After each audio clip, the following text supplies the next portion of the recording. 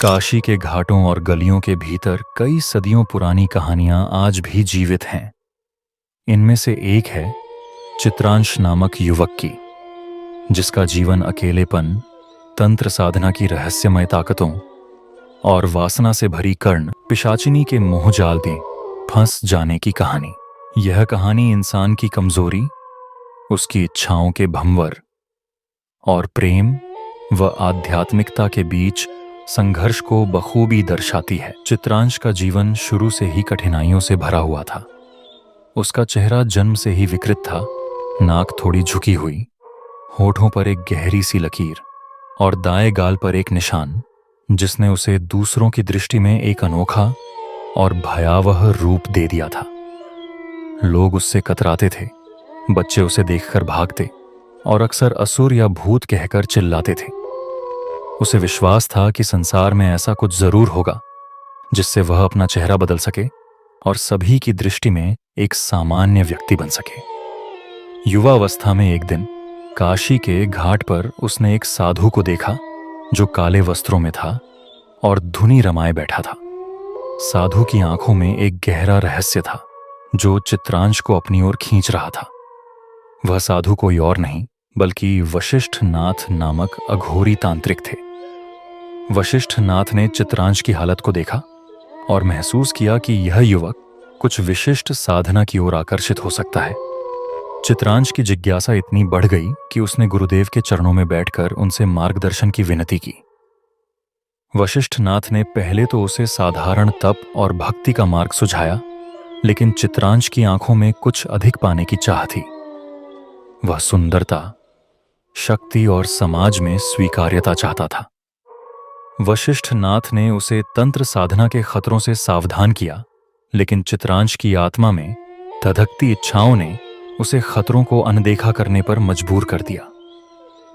एक दिन वशिष्ठ नाथ ने उसे एक रहस्यमय साधना के बारे में बताया, कर्ण पिशाचिनी की साधना।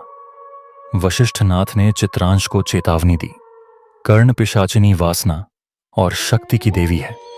वह तुम्हारी आत्मा को जानती है और तुम्हारी कमजोरी को भांप लेगी। इस साधना में तुम्हें संयम और धैर्य का पूरा पालन करना होगा। लेकिन चित्रांश ने गुरु की चेतावनी को अनसुना कर दिया। मणिकर्णिका घाट के पास एक सुनसान श्मशान भूमि थी, जहां चित्रांश ने अपनी साधना के लिए चुना। वहां केवल रात्रि के समय साधना करने की अनुमति थी, ताकि साधना की ताकतों को अवरोध न हो। रात वह घना काजल लगाकर अपने शरीर को राख से ढककर साधना में लीन हो जाता। 40 दिनों तक वह इसी साधना में डूबा रहा। जैसे जैसे उसकी साधना आगे बढ़ी, वह भावनात्मक रूप से और भी कमजोर होता गया। 41वें दिन की रात गहरी और डरावनी थी। चिताओं की लपटें अचानक और तेज हो गईं और उसी क्षण एक मोहक, अद्भुत सुंदर स्त्री प्रकट हुई। वह कर्ण पिशाचिनी थी। कर्ण पिशाचिनी का रूप ऐसा था कि उसे देखकर चित्रांश की सांसें रुक गईं। उसकी गहरी, बड़ी बड़ी आंखें थीं, जो सीधे चित्रांश की आत्मा में झांक रही थीं। उसके लंबे, खुले काले बाल उसकी कमर तक पहुंच रहे थे, जो रात के अंधेरे को और गहरा कर रहे थे। उसका शरीर सुडौल और कामुकता से भरा हुआ था, जिसमें हर हरक में लोच और आकर्षण था। जैसे जैसे चित्रांश की साधना गहरी होती गई, वैसे वैसे कर्ण पिशाचिनी का मोहक और रहस्यमय रूप उसके सामने प्रकट होने लगा। उसकी बड़ी बड़ी काली आंखें, गहरे काले बाल और ऐसा मोहक स्वर जो चित्रांश को सम्मोहित कर देता। लेकिन यही सम्मोहन उसे अंधकार की ओर खींच रहा था। चित्रांश की इच्छाएं और वासना अब उसे अपने नियंत्रण में ले रही थीं। वह यह भूल चुका था कि साधना का यह मार्ग केवल उसकी आत्मा को ताकतवर बनाने के लिए था, न कि उसकी इच्छाओं को पूरा करने के लिए। क्या चित्रांश अपनी इच्छाओं को रोक पाएगा, या फिर कर्ण पिशाचिनी की यह मोहिनी छवि उसे पूरी तरह से अपने वश में कर लेगी? जानने के लिए वीडियो को अंत तक जरूर देखें। कर्ण पिशाचिनी ने अपनी आंखों से चित्रांश को जैसे सम्मोहित कर लिया। उसके चेहरे पर एक रहस्यमयी मुस्कान थी और उसकी चाल में ऐसी मोहकता थी कि चित्रांश उसकी ओर खींचता चला गया। उसके पास जाकर उसने चित्रांश की आंखों में झांका और धीमे से कहा, तो तुमने मुझे बुलाया है चित्रांश, तुम मुझसे क्या चाहते हो? चित्रांश ने धीमे स्वर में कहा, मुझे शक्ति चाहिए, सुंदरता चाहिए, समाज में सम्मान चाहिए। कर्ण पिशाचिनी मुस्कुराई और बोली, क्या तुम सच में जानते हो कि तुम क्या मांग रहे हो? मेरी शक्ति से जुड़ना आसान नहीं है, इसके लिए तुम्हें अपनी इच्छाओं पर नियंत्रण रखना होगा। लेकिन तुम जैसे साधक पहले भी मेरी सुंदरता में खो चुके हैं। क्या तुम मेरे मोह से बच सकते हो? चित्रांश ने अपनी साधना और मंशा का दृढ़ता से संकल्प लिया था, लेकिन उसकी आत्मा में उठी वासना की तरंगों ने उसे विचलित कर दिया। उसने खुद को पिशाचिनी के आलिंगन में पाया। पिशाचिनी की आवाज में गहराई थी, उसकी बातों में मदहोशी थी। उसकी सांसों की गर्मी और गंध ने चित्रांश को जैसे एक नए संसार में पहुंचा दिया। अब चित्रांश, जो अपने गुरु की चेतावनी को अनसुना कर चुका था, पूरी तरह कर्ण पिशाचिनी के जाल में फंस गया था। पिशाचिनी ने उसे आलिंगन में लिया और उनके बीच एक शारीरिक संबंध स्थापित हुआ। यह संबंध केवल शारीरिक नहीं था, बल्कि चित्रांश की आत्मा, मन और शरीर को भी अपने अधीन कर चुका था। पिशाचिनी ने उसकी इच्छाओं को अपने वश में कर लिया और उसकी ऊर्जा को चूसने लगी। चित्रांश ने पहले तो खुद को शक्तिशाली महसूस किया, लेकिन धीरे धीरे उसे समझ में आने लगा कि वह पिशाचिनी के मोह पाश में फंस चुका है। उसकी आत्मा अब घुटन महसूस करने लगी थी, लेकिन वह चाहकर भी खुद को अलग नहीं कर सका। वशिष्ठ नाथ को महसूस हुआ कि उनका शिष्य राह से भटक चुका है। वे श्मशान पहुंचे और चित्रांश को कर्ण पिशाचिनी के आलिंगन में पाया। गुरुदेव ने अपने मंत्रों से कर्ण पिशाचिनी को दूर हटाया, लेकिन चित्रांश तब तक अपनी इच्छाओं के अधीन हो चुका था। वह गुरु से दूर हट गया और पिशाचिनी के मोहपाश में फिर से फंस गया। वशिष्ठ नाथ ने चित्रांश को अंतिम बार चेताया, लेकिन चित्रांश को समझ में नहीं आया कि उसकी आत्मा अब पूरी तरह से खो चुकी थी। कर्ण पिशाचिनी ने उसे आखिरी बार आलिंगन में लिया और उसके शरीर से जीवन शक्ति को पूरी तरह से निकाल लिया। चित्रांश का जीवन समाप्त हो चुका और उसकी आत्मा अब कर्ण पिशाचिनी की ताकत का हिस्सा बन चुकी थी। शमशान की हवा में गूंजती पिशाचिनी की हंसी ने जैसे पूरी रात को और भी भयावह बना दिया। वशिष्ठ नाथ ने चित्रांश की आत्मा को शांति के लिए प्रार्थना की, लेकिन वह जानते थे कि उनके शिष्य की कहानी अब एक चेतावनी बन चुकी है। इच्छाओं की अंधी दौड़ में कर्ण पिशाचिनी जैसी ताकतें आत्मा को नष्ट कर देती हैं।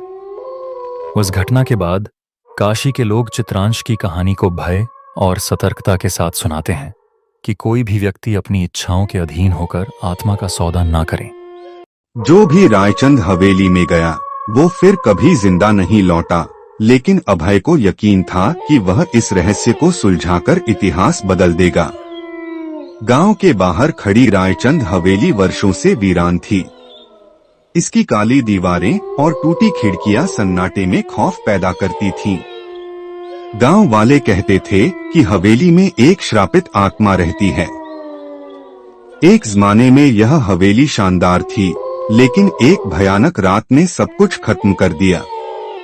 रायचंद परिवार के सभी सदस्य रहस्यमय हालात में मारे गए थे। अभय एक युवा शोधकर्ता ऐसी कहानियों पर विश्वास नहीं करता था। वह अलौकिक घटनाओं पर शोध करता और ऐसी जगहों पर जाकर उनकी सच्चाई का पता लगाता था। जब उसने रायचंद हवेली के बारे में सुना तो उसके भीतर का जिज्ञासु मन उसे वहां जाने को मजबूर करने लगा। अभय ने गांव वालों की चेतावनी को नजरअंदाज करते हुए हवेली में जाने का फैसला किया। अपने कैमरे, रिकॉर्डिंग उपकरण और एक टॉर्च के साथ वह देर शाम हवेली पहुंचा। हवेली का गेट जंग लगा और भारी था। उसे धकेलते ही उसकी चिरमिराहट ने पूरे माहौल को और डरावना बना दिया। हवेली के अंदर की ठंडक असामान्य थी, जैसे वहां कोई अदृश्य शक्ति मौजूद हो। फर्श पर सूखी पत्तियां और टूटे फूटे फर्नीचर बिखरे थे। दीवारों पर लटकी पुरानी पेंटिंग्स की आंखें मानो उसे घूर रही थीं। जैसे ही अभय ने कैमरा सेट किया, उसे अपने पीछे किसी के चलने की आहट सुनाई दी। उसने मुड़कर देखा, पर वहां कोई नहीं था। उसने इसे हवा का असर समझकर नजरअंदाज किया। आधे घंटे बाद जब वह एक बड़े हॉल में पहुंचा, तो उसने देखा कि वहां एक पुराना झूला हिला। झूला धीमे धीमे अपने आप चल रहा था। अभय ने पास जाकर उसे रोका और अपने कैमरे से उसकी रिकॉर्डिंग शुरू की। अचानक झूले के पास की खिड़की जोर से खुली और हवा का तेज झोंका आया। कमरे की दीवार पर लटकी एक पेंटिंग जमीन पर गिर गई। पेंटिंग में रायचंद परिवार की तस्वीर थी, लेकिन परिवार के सभी सदस्यों के चेहरे खून के धब्बों से ढके हुए लग रहे थे। अभय को लगा जैसे कोई उसे वहां से जाने की चेतावनी दे रहा हो। रात के 12 बजे अभय को हवेली के पिछले हिस्से में एक बंद कमरा मिला। दरवाजा खोलने के लिए उसे जोर लगाना पड़ा। कमरे के अंदर एक बड़ा और साफ दर्पण था। यह बाकी हवेली की धूल और गंदगी के बीच असामान्य रूप से चमक रहा था। जैसे ही अभय ने उसमें देखा, उसे अपना प्रतिबिंब दिखाई दिया, लेकिन कुछ पल बाद उसका चेहरा बदल गया। दर्पण में एक विकृत महिला का चेहरा उभर आया। उसकी आंखें लाल थीं और होठों से खून टपक रहा था। अभय ने घबराकर पीछे हटने की कोशिश की, लेकिन तभी दर्पण से एक तेज चीख निकली। तुम यहाँ क्यों आए हो? आवाज सुनते ही अभय ने भागने की कोशिश की, लेकिन दरवाजा अपने आप बंद हो गया। कमरे की हवा भारी हो गई। उसने महसूस किया कि कोई अदृश्य ताकत उसे अपनी ओर खींच रही है। कमरे में पड़ी एक पुरानी डायरी अभय के हाथ लगी। वह किसी तरह उसे पढ़ने में कामयाब रहा। उसमें लिखा था, मुझे यहाँ कैद कर दिया गया है। रायचंद परिवार ने मेरे साथ धोखा किया। मेरी आत्मा तब तक चैन से नहीं रह सकेगी जब तक मैं अपना बदला पूरा न कर लूं। अभय को समझ में आया कि यह आत्मा रायचंद परिवार की नौकरानी रंजना की थी।